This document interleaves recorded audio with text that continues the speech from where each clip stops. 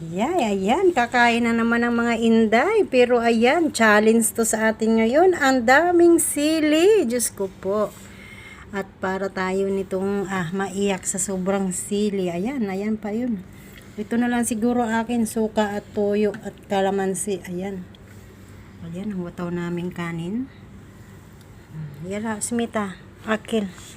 Diyos ko, parang hindi ko kaya talagang tagalan to. Oh.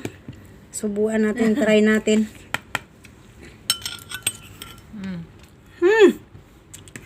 Bongga. Grabe talaga ang anghang. Siguro magtuyo na lang tayo nito. Aray ko po. Hindi ko baso ya sili. Alis. Grabe ang init mga inday. Sobrang anghang.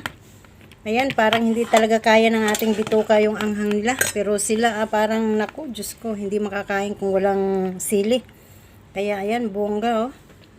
So tara, inday. Tara, enjoy tayo sa ating pagkain ng with chili. Ayan. So God bless all.